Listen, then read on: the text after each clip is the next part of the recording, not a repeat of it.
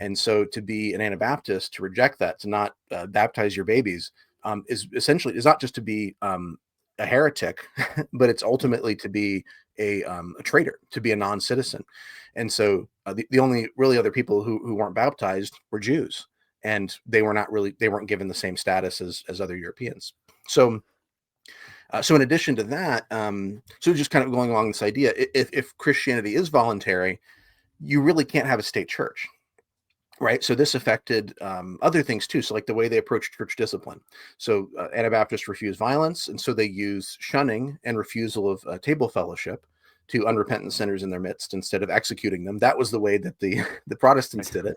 The Anabaptists said, well, no. Basically what you do is there's the church and there's the world. And you send people out into the world if they are sort of unwilling to be part of the community.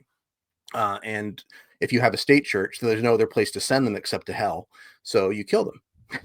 So, so yeah, and I think it's not a coincidence that practice of shunning, which I think seems a little regressive today, but at the time it was very progressive. And but you also find that in the early church, and I don't think that's a coincidence because they saw the church in the world in the same way that Anabaptists did, and not the same way that early Protestants did.